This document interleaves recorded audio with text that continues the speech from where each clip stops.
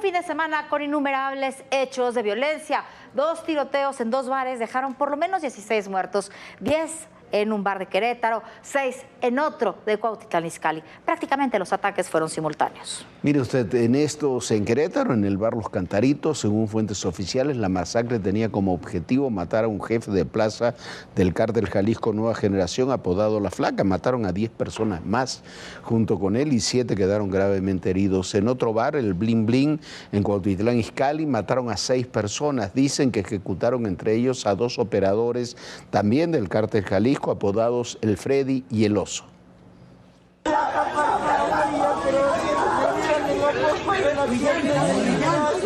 Después de las 9 de la noche se recibió una llamada en la línea única de emergencia 911, donde reportaron detonaciones de arma de fuego en la calle Circunvalación de este municipio, concretamente en el bar Los Cantaritos. Se pudo registrar el fallecimiento de 10 personas.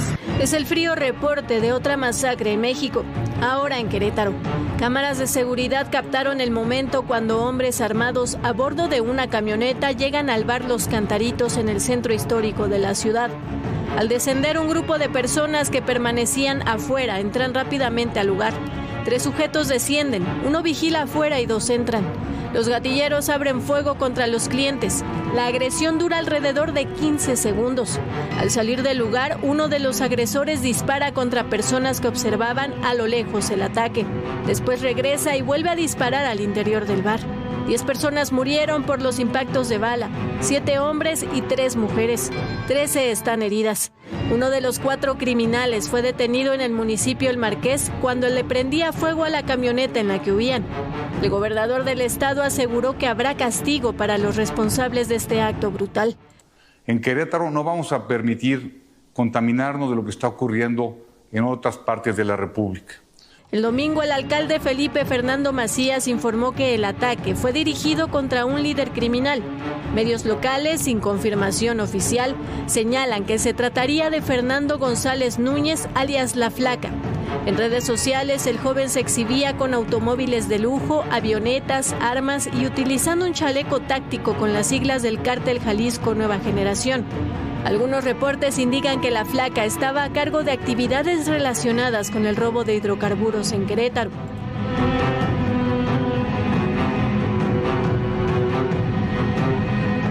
...24 horas después, en Cuautitlán Izcalli, Estado de México, se registró otra masacre en un bar.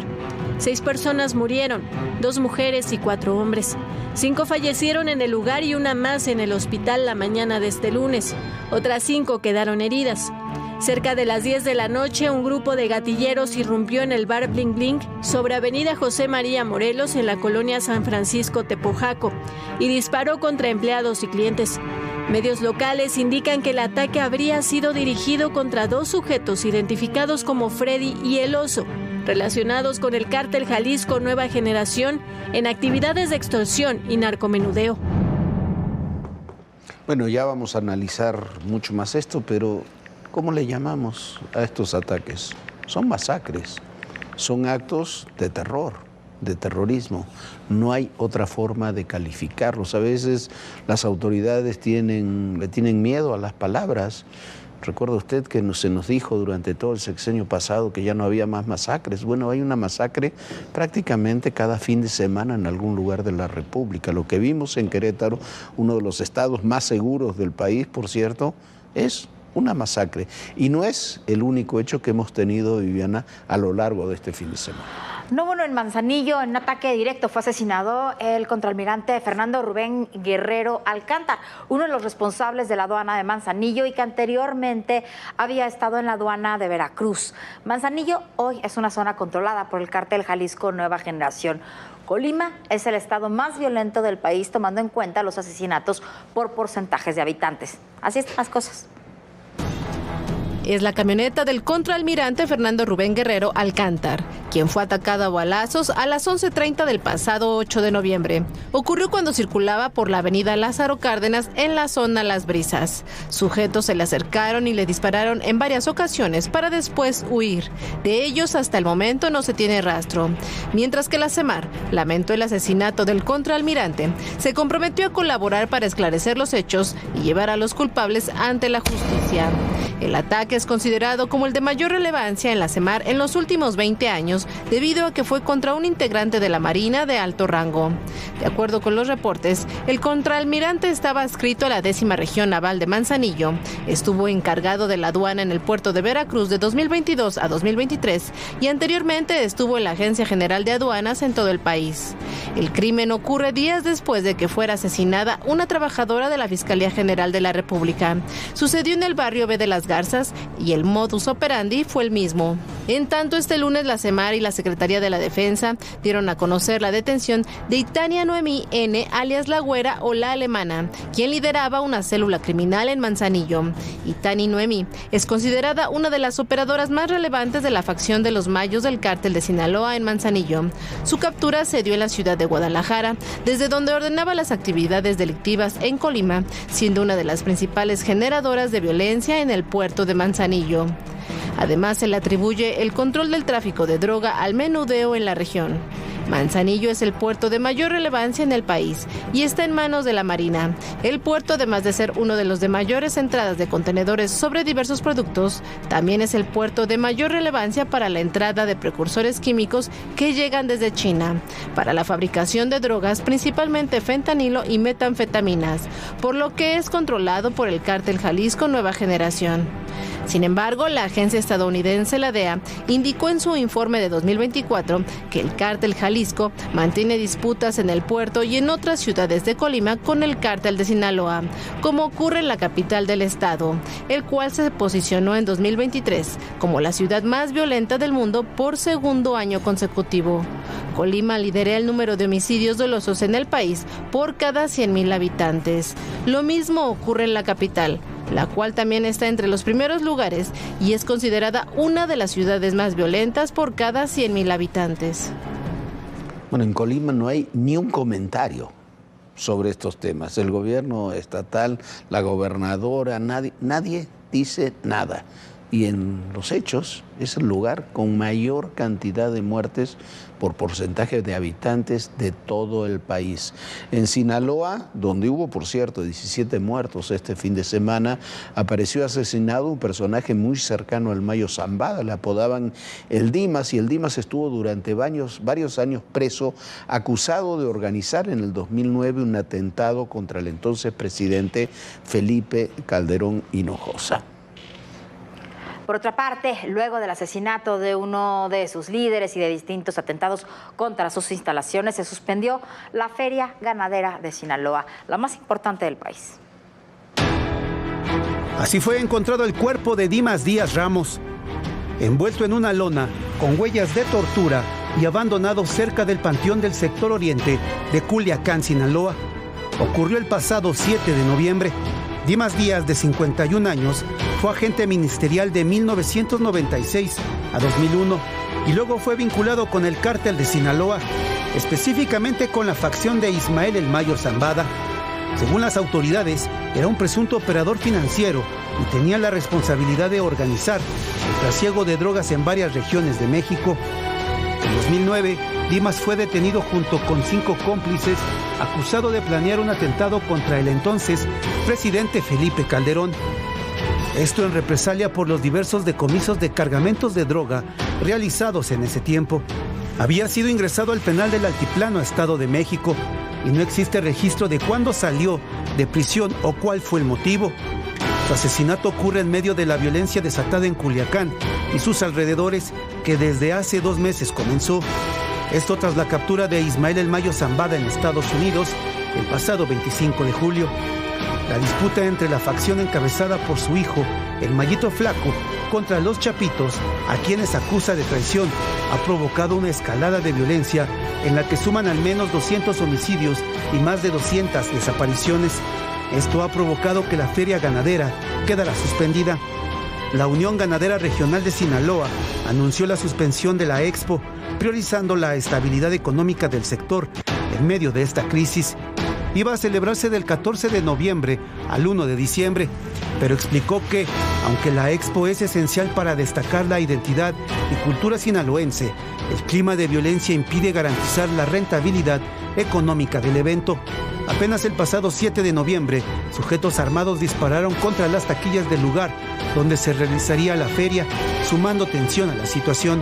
Y el 30 de septiembre, el mismo presidente de la Unión Ganadera Regional de Sinaloa, Faustino Hernández Álvarez, fue una de las víctimas mortales en la confrontación entre los hijos de Joaquín El Chapo Guzmán y los descendientes del Mayo Zambada. Además, la empresa organizadora Casablanca Live informó que el palenque de Culiacán será reprogramado para el 2025. Señaló que debemos priorizar la responsabilidad social y la seguridad de todos. Artistas como Cristian Nodal y Grupo Firme estaban programados para presentarse en el evento. Y bueno, quizás todas estas cosas también estén relacionadas, no son simplemente hechos aislados. Le hemos dicho en muchas ocasiones que en todo esto tiene mucho que ver y que esto es un enfrentamiento que se realizará a largo plazo, un enfrentamiento entre los chapitos y los mayos, pero en un contexto de reconfiguración del narcotráfico en el país. En Sinaloa, por ejemplo, llama mucho la atención el asesinato del Dimas, la suspensión de la feria ganadera, el asesinato el 30 de septiembre de Faustino Hernández Álvarez, el presidente de la Unión Ganadera Regional, el papel que tiene el Mayo en la ganadería. Yo no digo que la ganadería de Sinaloa esté controlada por el Mayo, pero el Mayo era uno de los mayores productores, él o su familia o su esposa de los mayores productores ganaderos de ese estado. No nos engañemos, y tiene una participación en muchos otros ámbitos.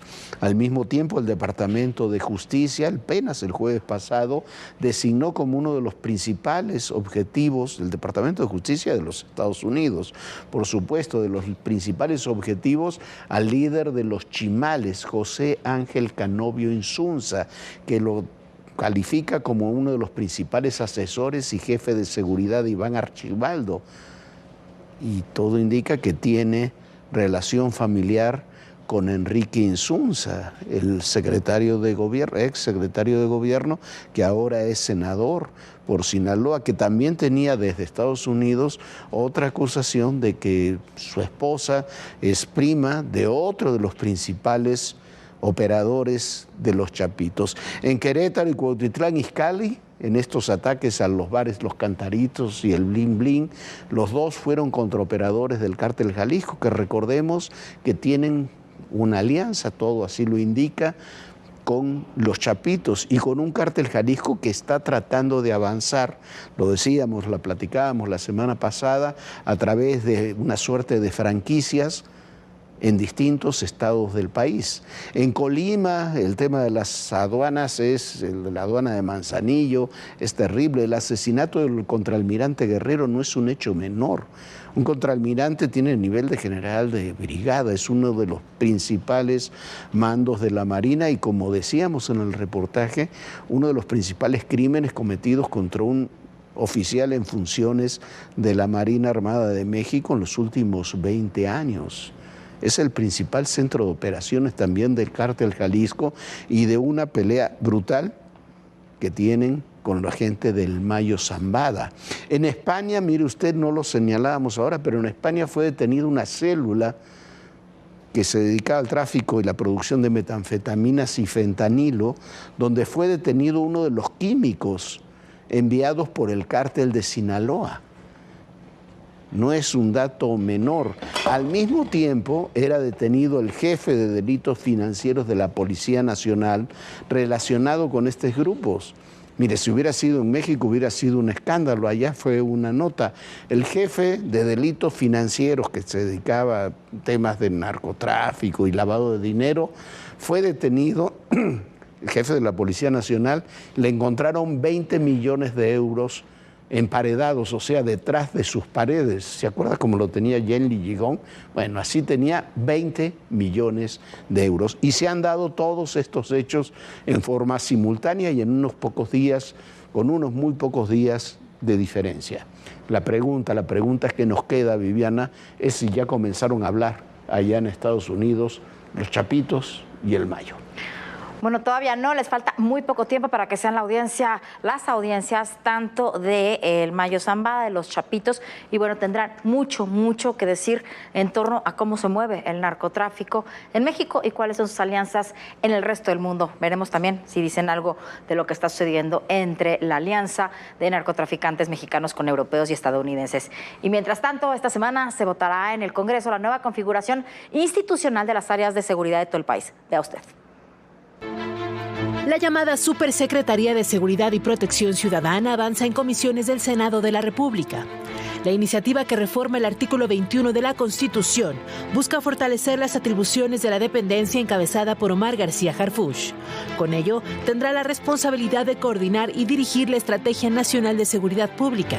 Además, tendría facultades para auditar y vigilar el uso de los fondos federales destinados a esta materia. Entre los beneficios que plantea la iniciativa, se destaca lo referente a la mejora de la capacidad investigadora de la propia Secretaría.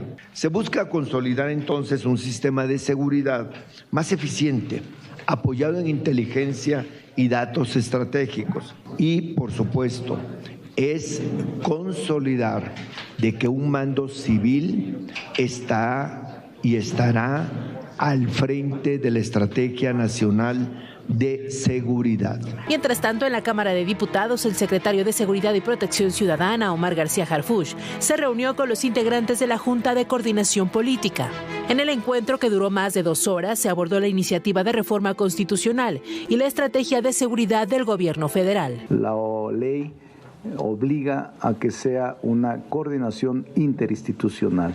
Todas las dependencias, fiscalías, tribunales, defensa, Marina, todos en un solo propósito y con un solo objetivo de rescatar y recuperar nuestra paz y nuestra tranquilidad. El objetivo es consolidar la estrategia de seguridad y de protección a la población, así como robustecer el combate a la delincuencia y la reducción de la criminalidad.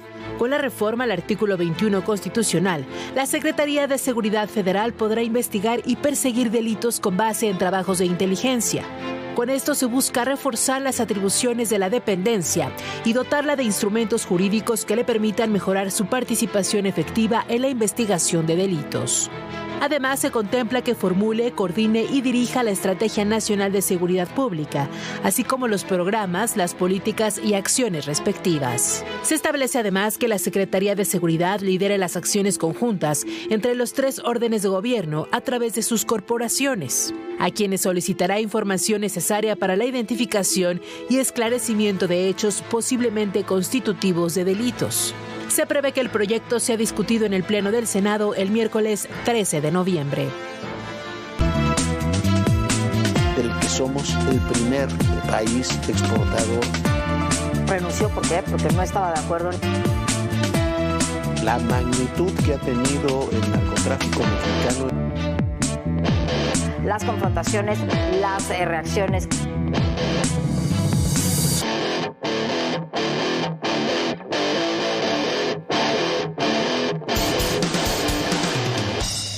Y Donald Trump sigue insistiendo en que sus primeras medidas cuando asuma el próximo 20 de enero pasarán por cerrar las fronteras a la migración e iniciar un plan de deportaciones masivas. Hoy designó a Tom Homan, a su exdirector del Servicio de Control de Inmigración de Aduanas, conocido ICE por sus siglas, como zar de la frontera. Un cargo que no necesita aprobación del Congreso y que sin lugar a dudas Hoffman será durísimo en las fronteras y durísimo con México, Jorge. Homan es un duro partidario de la deportación masiva de migrantes que lo había anunciado ya desde julio, pero en días pasados, el fin de semana pasado, antes de las elecciones, en una entrevista con Fox News, dijo que se haría sin utilizar el ejército. Cuando salgamos, dijo, vamos a saber a quién estamos buscando. Muy probablemente vamos a saber dónde van a estar y se hará de una manera humana. Para Homan, lo humano es separar familias, no tiene ningún problema en eso. Se le perdieron cuando estuvo al frente del ICE. ¿Sabe cuántos niños se le perdieron? Se le perdieron. No sabían dónde estaban, no saben dónde quedaron. 4,000 niños. Otro hombre durísimo, Stephen Miller, conocido por su postura excesiva en temas de migración y fentanilo, ya fue designado subdirector de política de la nueva administración. Además, Donald Trump nombraría como secretario de Estado, dice el New York Times el día de hoy, al senador por Florida, Marco Rubio, que también tiene enormes diferencias, siempre las ha tenido con México. Sin lugar a dudas, Jorge, pero además de todo hay algo que hay que recordar. Todos estos personajes que está nombrando Trump en este momento son los mismos personajes que durante su gobierno pasado hicieron estas jaulas. ¿Se acuerda usted cuando veíamos a las jaulas con niños, con mujeres, con estas nada más sabanitas como de aluminio? Bueno, sin lugar a dudas, así estaremos en los próximos meses, si es que cumplen lo que están diciendo. Y al mismo tiempo, Donald Trump también ha designado a la legisladora Elise Stefanik, embajadora de los Estados Unidos ante las Naciones Unidas, un cargo que sí debe ser ratificado por el Senado, y descartó que la embajadora y ex precandidata Nikki Haley o el secretario de Estado, Mike Pompeo, fueran a tener cargos en la próxima administración. Bueno, así estamos con Trump. Vamos a otro tema. Hoy la presidenta Sheinbaum habló de su participación en la reunión del G20 a realizarse el lunes y martes próximo en Río de Janeiro. Dijo que se hablará, entre otras cosas, de tráfico de armas y violencia. Propondrá como alternativa el plan Sembrando Vida. Así lo dijo. Lo que voy a presentar en el G20 es principalmente el programa Sembrando Vida. La propuesta es, se las adelanto, que disminuya un poco, solo un poco, el gasto en armamentismo. Y que en vez de sembrar guerras, se siembre vida y se siembre paz. De esa manera mejora la calidad de vida de las personas, disminuye la pobreza, se apoya al medio ambiente e incluso disminuye la migración. Entonces es una de las propuestas que vamos a ir a hacer al G20. ¿En serio, señora presidenta? ¿En serio va a ir al G20? Como gran propuesta de México va a ser el plan Sembrando Vida. ¿En serio el plan Sembrando Vida, que ya se puso, se planteó en México, en Centroamérica, ha disminuido la violencia? ¿Ha disminuido la migración? ¿Hay alguna prueba de aquello? Tuvimos 200,000 muertos el sexenio pasado. La migración ha seguido prácticamente incontenible. Y hemos gastado una enormidad en el plan Sembrando Vida. Yo no digo que no se siembren árboles, ¿quién puede estar en contra de eso? Pero ir al G20, desaprovechar la oportunidad de estar en el G20, la primera vez en 6 años que México va al G20, porque el presidente López Obrador nunca quiso ir para proponer el plan Sembrando Vida, cuando tenemos el tema de Ucrania, el de Medio Oriente, nuestros temas de migración, de violencia, de tráfico de armas, vamos a ir a proponer plantar arbolitos. Bueno, eso será lunes y martes ahí en Río de Janeiro. Bueno, Jorge, lo que pasa es que además, si quieren ya darlo del programa Sembrando Vida, además de eso hay muchísimas cosas importantísimas en México. Se puede hablar de energía, se puede hablar de agricultura y bueno, en fin, hay muchísimo que decir de nuestro país. Y la reforma judicial se ha encontrado con un problema inesperado. Imagínese usted, no se han registrado aspirantes para buscar los puestos para jueces y magistrados, elegirse por voto popular, a pesar de que solo se requiere ser abogado y tener recomendaciones de sus vecinos. Estas son las cifras. Esperaban unos 5,000 a 6,000 inscritos. ¿Sabe cuántos van? 50. Recordemos que solo en junio se puede buscar y hacer esta convocatoria, y hay 800 vacantes tan solo este mes. Y un número similar de jueces y magistrados ya han anunciado que no van a buscar participar en esta elección para la reforma judicial. Va a ser un problema, quién sabe qué pase con el Poder Judicial, que sin lugar a dudas estará paralizado por lo menos los próximos meses, Jorge, o sí, más. En junio hay que elegir 850 jueces y magistrados. No es, por lo menos hasta ahora, ni siquiera están los 850, a ver qué es lo que van a hacer. El PAN tiene un nuevo dirigente, mientras tanto, sin sorpresa alguna, Jorge Romero se convirtió en el nuevo presidente nacional del PAN, reemplazando al peor dirigente que ha tenido el panismo en su historia, que fue Marco Cortés, que logró dejar al panismo como un partido débil, dividido, desarticulado, con una presencia similar a la que tenía a principios de los años 80. Hoy gobiernan 5 estados en alianza con el PRI, tienen 12 capitales, solo 7 gobernadas en solitario, apenas 70 diputados y 21 senadores. Nadie puede haberlo hecho peor que Marco Cortés.